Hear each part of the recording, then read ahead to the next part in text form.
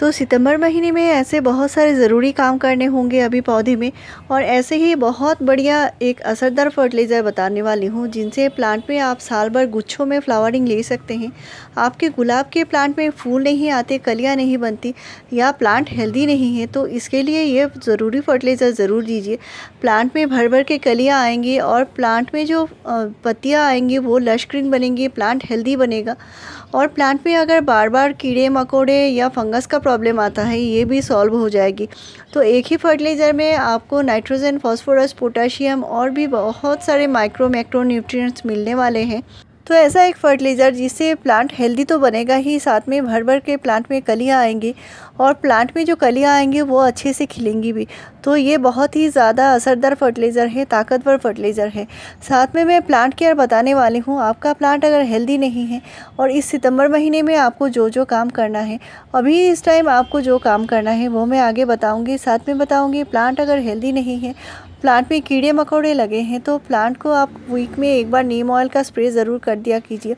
आपके पास अगर ये नहीं है तो सिंपली आप कर सकते हैं, जो घर में जो हैंड वॉश आता है जो या आपके पास शैम्पू है तो उसका हाफ़ टी स्पून 1 लीटर पानी में घोल के पूरे प्लांट के ऊपर स्प्रे कर दीजिए और इसके बाद वाले दिन पूरे प्लांट को नॉर्मल पानी से वॉश कर दीजिए।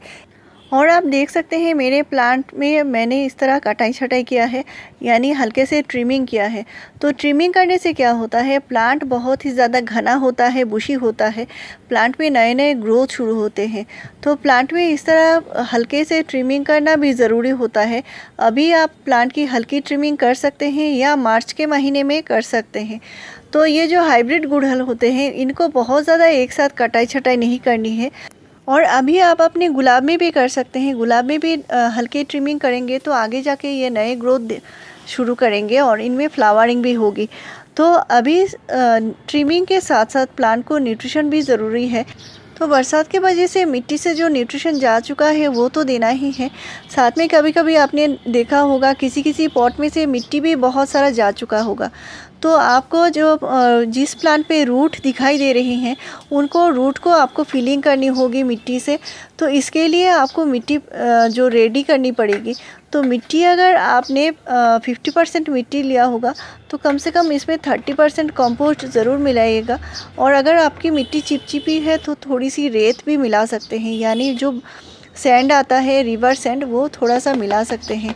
तो इस तरह मिट्टी की हल्की गुड़ाई करके ये मिट्टी और कंपोस्ट मिला हुआ जो मिट्टी है उसको आपको पॉट में देना होगा। आप 2 से 3 मुट्ठी तक दे सकते हैं। इससे जो प्लांट को न्यूट्रिशन भी मिलेगी और ये जो प्लांट है फिर से ग्रोथ करना भी शुरू करेगा। तो ट्रिमिंग अगर करते हैं, ट्रिमिंग के साथ प्लांट को इस तरह न्यूट्रिशन भी देना ज़रूरी है। आपने अगर छोटा प्लांट लगाए होंगे तो छोटे प्लांट को इस तरह कुछ दिन बाद यानी 15 डेज़ के बाद आपको 1 मुट्ठी कंपोस्ट मिट्टी के साथ मिलाकर दीजिए। इसे नई मिट्टी में प्लांट फिर से नया नया ग्रोथ शुरू करेगा और जो छोटा पौधा है बहुत जल्दी से ये बढ़ेगा और आगे जाके ये अच्छे से फ्लावरिंग भी करेगा। तो किसी छोटे प्लांट को अगर बड़े पॉट में लगाते हैं तो एक साथ बहुत ज़्यादा मिट्टी देकर हम नहीं लगाते, क्योंकि इसकी रूट भी कम होती है और वो पानी को वो इतनी जल्दी वो ड्राई नहीं कर पाता, ले नहीं पाता। तो इसके वजह से मिट्टी में ज़्यादा देर तक पानी रहने से ये ख़राब भी हो सकते हैं इसके रूट। तो इसके लिए आप छोटा प्लांट है तो छोटे पॉट में लगाइए। तो हमारे जो हाइब्रिड प्लांट्स होते हैं उनके रूट बहुत जल्दी ख़राब हो जाते हैं। तो यानी हाइब्रिड जो गुड़हल है इसको बहुत ज़्यादा बड़े पॉट में लगाने की ज़रूरत नहीं है। पहली बार लगा रहे हैं तो छोटे पॉट में लगाइए, इसके बाद इसको धीरे धीरे उसके प्लांट के साइज़ के हिसाब से धीरे धीरे बड़ा पॉट दीजिए। तो मैंने पोर्चुलाका के प्लांट के ऊपर ट्रिमिंग करके इसको फर्टिलाइज़र भी दिया था। इस पर मैंने वीडियो भी डाला हुआ था जो सितंबर महीने में इसको क्या क्या काम करनी है। इससे क्या हुआ, मेरे प्लांट फिर से ग्रोथ शुरू किया है और इसमें फ्लावरिंग भी हो रही है। तो आप भी इस तरह कर सकते हैं, मैंने पहले से ही वीडियो डाल दिया है। और ये जो प्लांट है फिर से घना होगा, बुशी होगा और उतना ही ज़्यादा ये अच्छे से फ्लावरिंग भी करेगा। तो पोर्चुलाका प्लांट में ज़्यादा से ज़्यादा धूप की ज़रूरत होती है।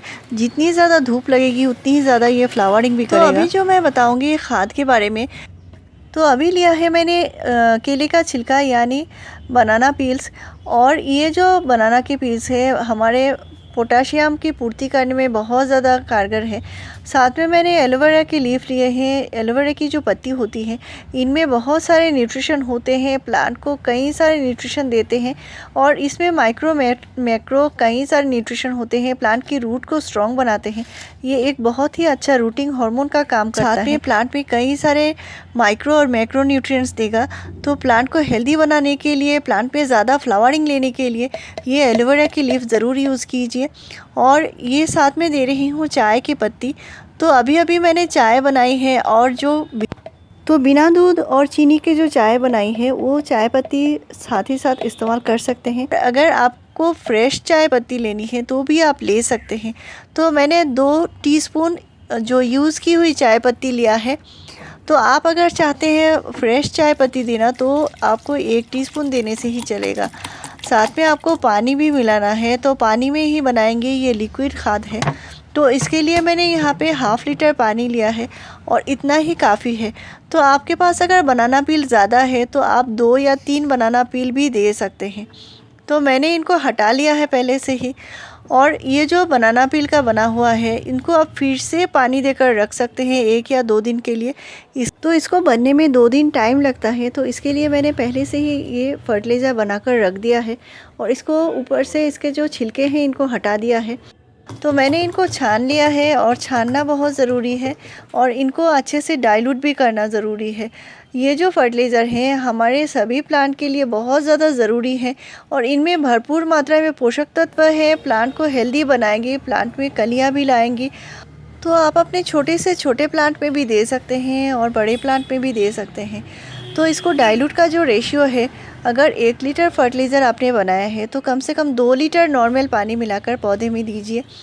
और ये तो बहुत ही ज़्यादा असरदार फर्टिलाइज़र है। आप अपने प्लांट को सही से ग्रोथ करने के लिए, प्लांट को बहुत ज़्यादा हेल्दी बनाने के लिए, प्लांट में से अच्छी फ्लावरिंग लेने के लिए इस फर्टिलाइज़र का इस्तेमाल ज़रूर कीजिए और मुझे कमेंट में आके फिर से ज़रूर बताइए आपका प्लांट कैसा है। और ऐसे ही इन्फॉर्मेटिव वीडियोस के लिए मेरे चैनल को ज़रूर सब्सक्राइब कीजिए, लाइक शेयर और कमेंट कीजिए। वीडियो पूरा देखने के लिए थैंक यू।